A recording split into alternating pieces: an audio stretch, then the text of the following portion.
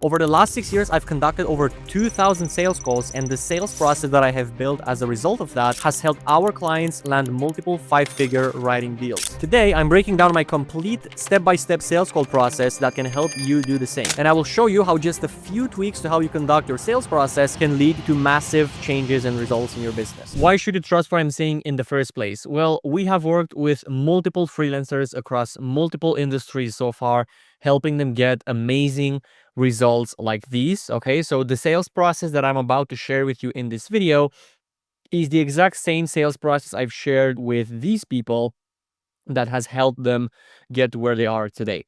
Okay, so there are 4 mistakes every writer is making in their sales calls, right? As a freelancer, of course, like you're not born a salesman. And even if you are in the fortunate position where you worked in a sales role before you become a freelance writer, you're still going to have issues with selling this specific service, right? Mistake number 1 is the fact that your pitch deck is killing your close rate, okay? Like literally, this is the best interpretation of how your prospects are when you start presenting a long-ass 30-page Google Doc or presentation with your services and with stuff they've heard 10,000 times, okay? We will learn throughout this training that the best way to pitch prospects in 2025 is by having a conversational type of pitch, right? So instead of going through a preset presentation, you just take the conversation to wherever it leads you and you pitch based on what they said, okay? Mistake number 2 is sales is about understanding, not persuasion, okay? You might think that, oh, I need to become good at persuading people. I'm a copywriter, so I know how to sell through words, but I need to transform this into something that I can use on the sales calls. No, okay? Like if you're doing sales and you're just constantly waiting and hoping that the person's going to say something that's going to help you ask the next persuasive question, you're getting it all wrong, okay? Sales is about understanding. If you can be present in the moment and understand it and look at the conversation just as you were speaking with a friend, it's going to be way easier for you to get results with your sales process. Number 3, the money is made on the call, not in the follow-ups, okay? Sometimes when the leads are a bit B2B, and or like they're just more sophisticated, there's multiple people involved in making the decision, you might need follow-ups, right? But the sale, the initial agreement that you have what it takes for them to get the result is made on the call, not in the follow-ups, okay? And we're going to dive deeper into that as well. Number 4, objections are a must-need to learn prior to sales calls, okay? 80% of the people you're going to speak with, they will have objections. That's how we are wired genetically, to not make any decision on the spot. So most people will have smoke screens that will uncover real objections, and most of you are not even handling the smoke screen, right? Which is just like you're having a conversation with your friend and they're like, yeah, like don't worry about it. We're going to talk about it later, and you're like, come on, man, just tell me what's going on. And then he tells you the real reason, right?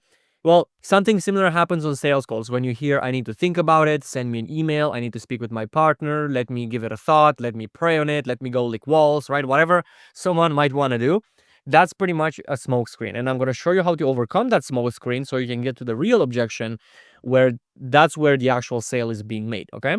So let's go over the 3 key stages to a sales call, okay? So number 1 is going to be discovery. Number 2 is going to be pitch. Number 3 is going to be objections. Let's take them one by one.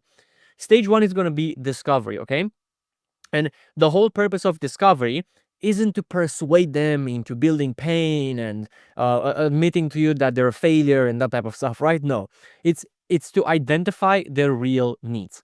Because most of you freelancers, when you go on the call with a prospect, you go with the expectation that the prospect knows what they want, but that's never true. And they come with the expectation that you know what they want. So you're kind of like, that meme with Spider-Man, just like 2 Spider-Mans just pointing at each other. That's how you and the prospect end up on the call. And that's why you're making no sales, okay? You need to become a master at analyzing businesses, analyzing the person, and uncovering their actual real needs, okay? That's what you need to do as a freelancer on the sales call. Now, let's go through the process we use for discovery step by step, and this is going to tremendously change your sales game. So, first of all, stop building a fake report, okay? Like, of course, you're not going to start the call with, hey, do you want my service? But you want to stop building like fake report for 10 minutes. Like I'm seeing this so many times. I literally jump on calls with my clients and to review their sales calls, right? To make sure that they're doing the right thing.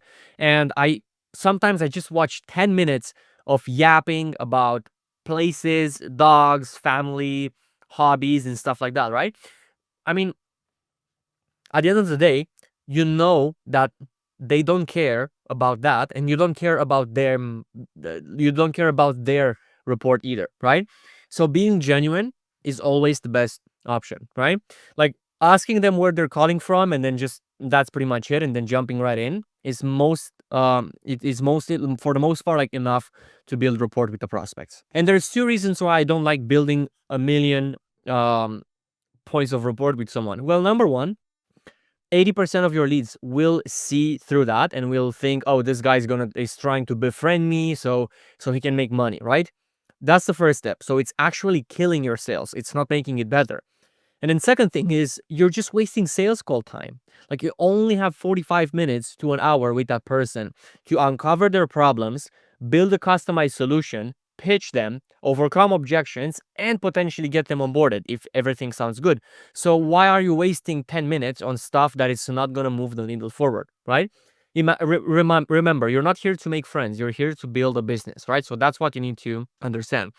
Now, skip the fake report, and what we do instead of report is we do what we call setting the frame, okay?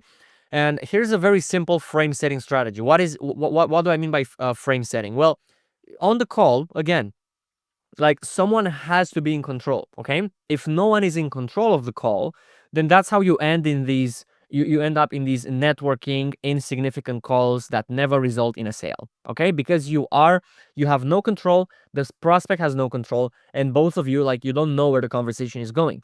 So of course, like, you have much more leverage when the frame is in your on your side, and this is how we want to build a frame, right? So what we do usually on sales calls is very simple. So what I like to do here today, name is, I just want to have an honest and transparent conversation with you, understand more about what you're looking to accomplish. And if I feel like you can come in here, work with me, and get what you want, we can go over the steps. If I don't see the connection here, I'll just respectfully let you know, and we can part ways as friends. Sounds good. And then what this tells us is, it's first of all, it's still building rapport because you are still like just letting them know, like, hey, look, this is how the call is going to go. I just want to be transparent, respectful. So you're kind of building rapport in the sense of, hey, this is who I am, this is how I do things, so this is how you get to know me, right? And then second of all, people are going to respect it, right? Because, okay, so we have a clear agenda, we know what we're doing, we just have a conversation, I understand more about your goals. If I think I can help, I'm going to tell you what I do. If not, then we can just part ways, okay? So setting the frame is very, very important. And some people will try to take the frame away from you when you jump on these calls. Have you ever been in a situation where you just jumped on the call and someone is like, yeah, just tell me the price, I don't have time? Or, yeah, can we just get to the presentation part? Because if you get to that point, that's when they want to take the frame. They want to control you and how the conversation goes. And that almost always leads to a ghost prospect or to a no at the end of the call. Why? Because most of the time, people that want to take the frame, they're time wasters. If someone is getting on a call with you, they're doing so because they know you are an authority and you can help them, right? But if someone just comes on a call to kind of like shop around and figure out what you do and all that type of stuff, they're usually going to try to take the frame, right? So what you want to do is you want to take the frame back from them, and you want to be like, okay, yeah, sure, we can go over the pricing, we can go over what I do, the presentation and everything. But realistically speaking, name, what I'd like to do here first is, and then you just continue on with the script that I gave you here on the screen, okay? And you don't have to say this word by word. You can create your own version. You can adapt it to your own style, your own service, your own discovery process, right? So this is just mainly about taking the frame in a way or the other and getting the prospect to agree that you have control over what happens, okay? And that's my most important thing. Now, the only three things you need to uncover in a discovery on a sales call are these three things here. Number one, what's their ultimate goal? Why did they feel the need to talk to you, right? Nobody jumps on a 45-minute call without a good reason. Like, even if you are the one that reached out to them and made them a proposal, and they're gonna be like, well, you reached out to me, so you tell me why I'm on the call. No, no, that's not how it works. Okay, like, no, you're not gonna book a call with a stranger for 45 minutes without a good reason. If you want to do something with your business, okay? So we need to understand what their goal is. We need to understand what are they currently doing that's not working, because if it was working, they wouldn't be talking to you, right? If they would have a successful freelance writer that would deliver the results, it would make them happy, and it would be cost efficient for them, they wouldn't be speaking with another freelancer, right? If you have a very good dentist that you trust and you go to him all the time, you're not going to go shop around for dentists from time to time, right? Because you just trust your dentist. So it's pretty much the same concept. And then the last thing, number 3, is what happens if they do not solve this problem, okay? If you are on a call with someone and it's okay for them to not solve their problem, you're more than likely not going to make the sale, because nobody invests in something that they don't have pain around, right? And understanding what happens if they don't solve the problem creates urgency and reminds them of their cost of inaction, right? Maybe if they don't work with you, they're going to lose sales. Maybe they are not going to be satisfied with their image as business owner. Maybe they are they're going to have to hire someone in-house. Maybe they're going to have to spend more time themselves as a business owner on things, which takes away from time spent with family and stuff, right? So whatever the reason might be, you need to figure that out and understand it and incorporate it in your pitch. And that's how you make the sale, okay? Don't waste time on technical questions like what email software do you use or what's your current open rate. I mean, come on, these are things you can figure out after you start working with them. If you genuinely need to know something about them, like for instance, if you're doing email marketing, right, as per this example, and you need their list to be at least 3,000 people before they start working with you, then yes, you can ask that, okay? But you also have to ask the questions that are going to lead to these 3 answers right here. What you want to focus on is what their pain points are, what they are struggling with, why it is not working, why they need you to solve the issue, right? You can ask questions like, what are you looking to accomplish specifically by building this business? What have you done so far to fix the problem? What were your results? Why did you feel it didn't work? How long have you been struggling with this? What makes it important for you to draw a line in the sand and solve this problem once and for all? What do you mean you got scammed before by other freelancers? Tell me more about that. Why did that happen? How did that impact you? Right? These are questions that you can ask during a discovery process to uncover the 3 things here, right? If you want to systemize it and make it easier for you to digest, I would suggest just having these 3 things on a piece of paper for every single lead. And whenever you get what you need, just tick the box and write the answer on the right side. Okay, so you have like a small bird's eye view of these 3 things at all time. That's how you want to build the discovery process, right? So you want to focus on these 3 things, no matter if it takes you 20 minutes, 15 minutes, or 40 minutes. Okay, you just have to figure out these 3 things. And you always want to go a bit deeper as well, right? Because it's always good to go a bit deeper into these things, since it's gonna create pain, it's gonna create urgency, right? So for instance, if they say, well, we've been looking for a freelancer for the last 5 years and we never found someone that's gonna be the right fit, well, you want to be like, okay, so how did that impact the business? 5 years of not being able to deliver on X, Y, and Z for your company, right? Or just going deeper in these questions, like if they say, oh, I'm just frustrated because we can never find someone that can meet our expectations. You want to be like, okay, when you say frustrated, what do you exactly mean? And you want to figure out, like, why are they frustrated? Is it because they're spending too much money? Is it because he's spending too much time? Is it because he's just like tired of working with people that are not going to deliver on what he says he wants delivered, right? So you want to figure out what these behind the scenes reasons are, and that's how you build your discovery ammo, so to say, right? That's how you build this part right here.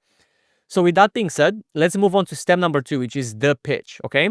And the biggest problem I've seen with freelancers is that they always pitch the service and not the outcome. So if you're a copywriter, for instance, when the pitch starts, you start pitching like, oh, I'm doing email marketing and we're going to do 3 campaigns, a welcome campaign, which is good for this, and a reactivation campaign, and so on, right? Like, that's not how sales is supposed to work. The reason you spend 20, 30, 40 minutes on discovery with this person is exactly so you can provide them with a custom solution, right? So you just going over a generic pitch deck, showing them your solutions, is going to kill all the rapport and the trust you've built in the discovery phase. Why? Because you just spent 30 minutes speaking about the person's problems, and now when the pitch comes, you're like, okay, cool, you know what? I don't really care about your problems. Here's what I do, and let me know if you want it, right? That's the vibe you're kind of giving off with these types of presentations. So here's how you want to pitch the service, and how you can fall nicely from discovery into the pitch, natural, authentic, and that's still gonna get you the sales. Okay. You have to listen to what they need and want, and then pitch them based on that. What's the point of listening to their needs? Yeah, I was just saying this, right? I was just a bit ahead of the presentation, but what's the point of you listening to their needs to then offer a generic service like I can craft compelling blogs for you? I basically write words that sell your service, right? Now here's how to do it right. Don't pitch them emails or blogs. Pitch them the outcome they want. AKA, sell the vacation, not the flight. If you want to go to the Bahamas, you're not going to get sold because you're going by plane, right? You're going to get sold on the vacation, on the final destination, right? You're not going to be super excited that they're going to be on a plane unless it's your first time, right? But you have to take the same concept and apply it to business, right? Because now, if you spend 30 minutes in the discovery process learning that they have no time, they only worked with crappy writers in the past, and they also have another like 6 problems, that's the way you want to pitch their services, right? So just to give you an example, right? You can be like, okay, name. So, what I do covers a variety of things. I'm not going to go too deep into the technicals because I really want to focus on our conversation today and company name. Right. So, do you know how earlier on the call you mentioned that you're looking to get more speaking gigs and you can land more B2B opportunities for you, and that will ultimately help you sell the company? Prospect says yes. Well, um, I was very happy to hear that because that's exactly why we would focus on thought leadership articles that can actually rank you higher on Google, so that when your dream partners and clients and potential speaking event owners are going to Google specific keywords, they will see your stuff, they will search for you, and they will see who you are, and that will ultimately increase that opportunity. And if you stay consistent with it over the next 5 to 6 years, which I know is a time frame you mentioned for selling the business, I feel that it's going to exponentially grow to a point where you can organically rely on this pipeline to make the move out of your company. Does that make sense? Yes. Do you see how this is different from, yeah, we're just going to write a couple of blogs, rank you on Google, and I can also do your emails, and yeah, you get the point, right? So now, instead of selling them the thought leadership articles, we sold them the fact that they want to sell their company in the future, which is something that you wouldn't have discovered in discovery if you ask questions like what software does they use, and if they have any analytics and stuff like that, right? But by asking what he's trying to accomplish, why, what's the reason behind it, what he's been struggling with, he's gonna at one point tell you the end goal, which is in this example to help to sell the company, right? And what you want to do is, doing discovery, you want to gather as many inefficiencies as possible. You want to gather as many things as possible, and you want to tie them all to your pitch, right? So let's say in this example, right? Let's move on with this example so we can keep the role play going. Well, okay, so that's step number 1, right? We're gonna strategize together and make sure that we build a strategy that's not only gonna create content, but it's actually gonna help you sell the company in the next 6 years. Now, secondly, name. Do you remember how earlier on the call you mentioned that you tried doing a couple of things by yourself, like writing by yourself, working with a content mill, hiring a writer from Fiverr, but none of them actually yielded any results? Yes. Okay. Well, first things first, I'm going to take care of everything from research to the actual polished article that gets posted. I have a couple of relationships that can potentially get you in Entrepreneur as well. So we're going to work on that together. But what that ultimately means, name, is that instead of spending hours a day researching and writing posts, you can focus on honing your craft, growing the business, so that by the time you sell the company, the value is even higher because you've spent an extra 4 hours a week, right? Which over the next 5 years, it's gonna be a bit of time, right? Refining the processes, hiring the best people, making the product better, right? Which are all things which both you and me know matter when you're trying to sell the company, right? Again, see, I incorporated what he told me into his end goal, and that's how I pitched the fact that I am the one doing the research and the posting and the management of the articles and the research and the keywords and everything else, right? I don't need to explain this to him. I don't need to explain to him what software I use. I don't need to explain to him what keywords are, right? I just need to tell him that, hey, I can do this for you, which is ultimately going to help you get to your ultimate goal, right? And that's pretty much it. Again, nobody cares about a piece of document with some words in it. They desire the outcome those words will produce. So if you sell book ghostwriting, you should sell the legacy they leave behind and how they want to impact generations. If you sell email marketing, you want to sell the fact that they can make more money without investing in ads when costs are rising day by day. If you sell web copy, you want to sell them the fact that all their channels will see a conversion rate increase, which can result in X more sales, right? And however, even if you have an impeccable pitch, you have like the best pitch ever, the job is not done yet. Because now we have step number 3, which is objections and smoke screens. And I'm going to show you exactly how you can handle this like a pro so you can get more sales through the door. You see, like the thing with people is that out of 10 calls, 8 people will have objections. Because you will always have the 10% here that always buys, right? So these are the people that usually like, they're always like eager to start. They've been looking for a freelancer for quite some time. And because you had like a more personalized approach towards the sales process, they're going to just choose you because that's it, right? You will then have the 10% that will never buy, which are the price shoppers, people like type A personality, arrogant, ego, that type of stuff. They will never buy, so don't bother with them. But then 80% of the people will have objections. They will need an extra piece of confidence to move on with the deal. And it doesn't serve you or the client to let them go without commitment. And avoiding objections is the complete wrong way to go. You cannot avoid objections. You cannot pre-handle objections. You can only overcome the person that has the objections, right? So that's what I need you to understand. Now, the truth about objections, there's only one real objection. It's fear, okay? Everything else that's not fear, like money, I need to think about it, I need to speak with my partner, those are all smoke screens, right? Nobody needs to think about it. I mean, look, we've been on a call for 45 minutes. You know how it works. You know the price. I'm pretty sure like in 2025, you can like literally open your phone right now and see how much money you have in your bank account to see if you can afford it. Do you want it or not, right? I mean, that's what the sales process should look like. But most people, they have fear of something, right, that they're not telling you.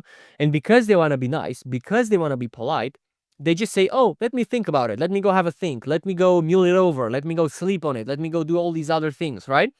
Which is ultimately a way of saying, look, I want to tell you no, but I don't want to be rude, right?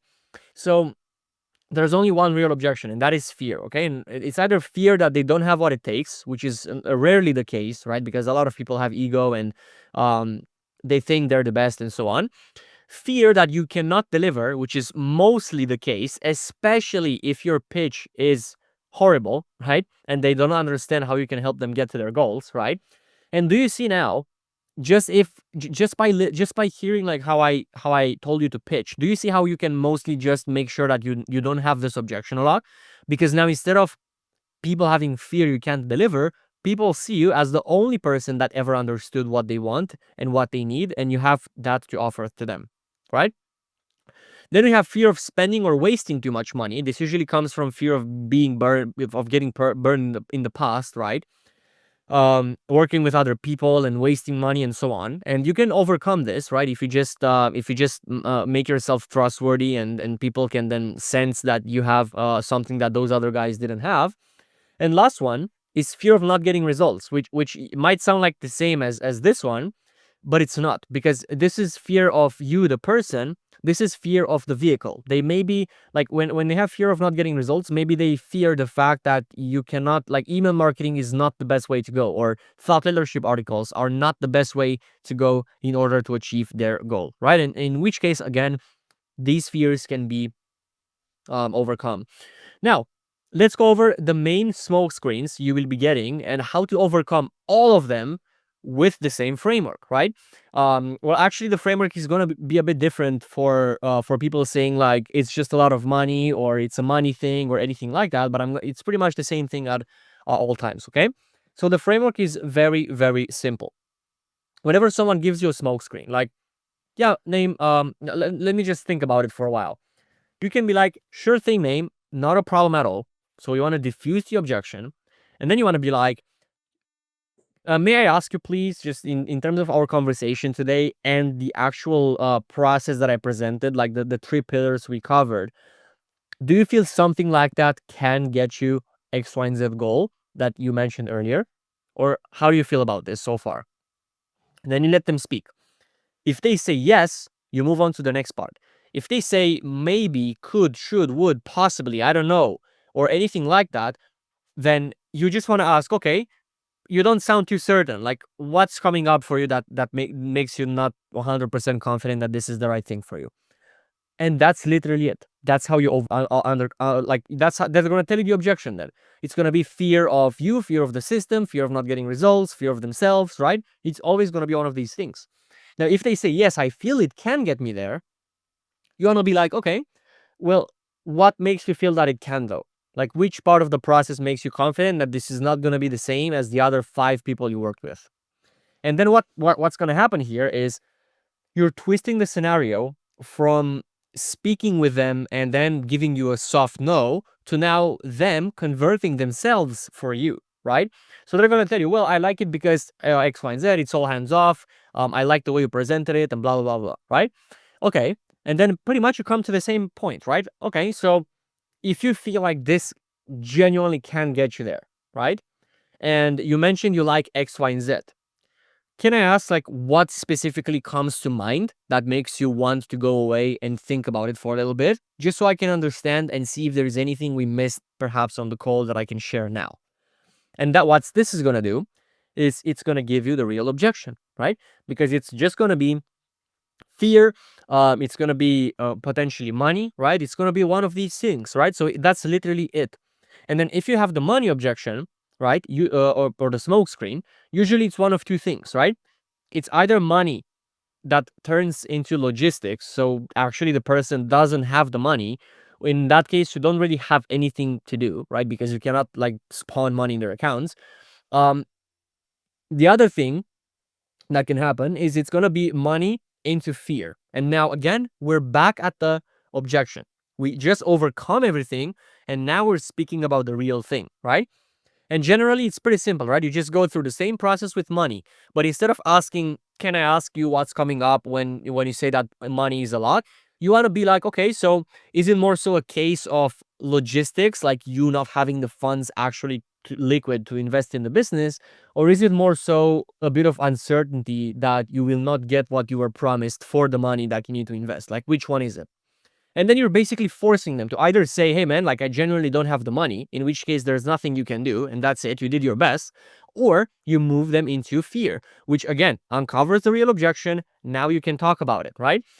And there's no specific framework, right, with handling fear objections. You have to kind of work your way towards understanding them and making sure you build your own analogies in your own frameworks, right? But at least now you know the real thing. And if someone says, "Look, I genuinely don't think that email marketing is the best way for me," well, at least now I can be like, "Okay, what makes you say that? What makes you feel that way?" "Well, it's because ABC." And maybe what they say is biased, and you can just turn it around. You can just be like, "Oh, I'm actually glad you brought that up, because that's exactly what X client was worried about, and here's what we did to fix it for him." Now, with that being said, does that make you feel a little bit better? Like, are we getting there in terms of you feeling that this is the right vehicle for you, right? And again, just keep asking questions, clarifying, offering analogies to help them understand why they're wrong, and then probing their temperature, right? Like going back, looping back to the close. Like, is this making you feel better? Is this making you feel more confident? Is this better for you in terms of X, Y, and Z being the vehicle for getting to your goal, right? And if you get a yes on these questions, then you literally you just move on. You're just like, "Okay, cool. So with that being said, are you happy to proceed with what we discussed and get you to X, Y, and Z, or how do you feel?" Boom. And then if you overcome the objections in a right way, people are going to close. If not, there's going to be something else that comes to the surface, which again you have to go through and overcome and handle. Okay. So that's pretty much it. That's literally the sales process we have in place, right? So we focus on taking the frame, having a good discovery, having a conversational pitch, and handling smoke screens to uncover the real objections so that we can actually close extra deals and help people with their certainty. Now, it doesn't end there, right? The extra step I recommend you do is sales call reviews. Okay, you can literally just download Fathom.ai. Okay, it's just a little thing that records your sales calls. I'm gonna put a link in the description where you can get it, and it's free. It joins your calls, it records them, and it gives you a link at the end. So what you can do with those links is you can go back to the call recordings and review them from a critique perspective. Right? Take the sales process, watch this video of me speaking about the sales process, and then with what you're aware of from this video, just go on your sales call and actually see if you did everything right. And if not, what happened? What was the issue? Like, why didn't you do it? How can you make sure you're going to do it next time? Right? All these other things. And these little feedback loops that you're going to give yourself, they will compound. And in the long run, they will help you become so much more efficient in your sales calls. Because yes, saying a sentence in a different way might not seem like a very big improvement, but if you say 10 sentences in a different way that are all moving the needle just a tiny bit forward towards your goal, that's going to make a significant impact. Okay, so just to give you a final overview, focus on discovery, focus on pitching them authentically without pitch decks and just having a conversation with them around their goals and what they need. Don't let people go without uncovering the real objections and even trying to handle them. And then review your sales calls at least once a week so you can get some raw feedback from what's working and what's not working. But remember, the key to sales isn't some fancy strategy or a magic pre-written pitch. As you can see, I didn't give you any script here. I gave you some examples, but this wasn't like a script, say this word by word type of thing. I gave you a framework, okay? So you need to learn the framework and build your own authentic sales script and process around it. And the key, as I said again, it's just to be a good listener. If you can listen to someone and understand where they're coming from, I can promise you that the framework will just connect the dots by itself, okay? And when you truly understand what your prospect needs, you can freestyle your pitch based on their specific situation, but you must be willing to have uncomfortable conversations because, yes, I'm not going to lie, handling smoke screens, handling objections, pushing people over the edge when they said no is uncomfortable. But what's more uncomfortable to you? Like being like a stranger hanging up on Zoom, which literally like, it's not like he's punching you in the face, right? He's just closing the Zoom app and that's pretty much it. Or you not having your goals hit. What's more painful for you? Is it upsetting a stranger, wasting a lead, or is it not doing what you have to do to make 10K a month and take care of your family and do everything that you wanted to do on this planet, right? When you think about it this way, I promise you, you will have the uncomfortable conversations with the leads. Now, this took me years to learn, understand, and apply, right? It's not like I just magically learned the sales process from a dude on YouTube and I just reshared it with you, right? This is the impact of thousands of sales calls that I've had, learning from different mentors, learning from different people. And it has been incredibly important in taking my business to where it is today and in actually passing this down to our clients, right? And this is the exact same process that has helped David close $25K project in just 7 weeks. And now David is actually doing about $170,000 a year as a freelance writer. April closed $60K worth of projects in just 3 months after working with us and quit 2 of her 3 jobs that she was sustaining. Jason, the mayor of Forney, Texas, we also worked with him to build his ghostwriting business, and he is on track to hit $200K a year as a book ghostwriter. And Bridget here, she was a corporate 9-to-5er working in a bank, and she started working with us and she transitioned out of that to being a full-time email marketer. And this sales process right here is exactly what helped all of these people succeed. Now, if you want full training on sales calls, to get your own sales calls reviewed by me and get detailed one-to-one feedback on exactly where you could improve, go to freelanceclients.com and learn a bit more about what we do. I promise you it's not going to hurt. And you can also get access to our outbound system, which continuously brings in 10 to 15 qualified calls every single month. So you can not only get all the feedback and training you need to close sales calls, you get 10 to 15 done for you calls in your calendar every single month that will be your foundation for closing these deals, okay? And if you want to also see a training where we share the exact strategy that booked over 4,000 sales calls collectively for me and my clients so far, you can also click on the video on the screen to see that strategy and have the full puzzle together of getting more clients as a freelancer. With that being said, I hope that you enjoyed this training, and I will see you in the next one.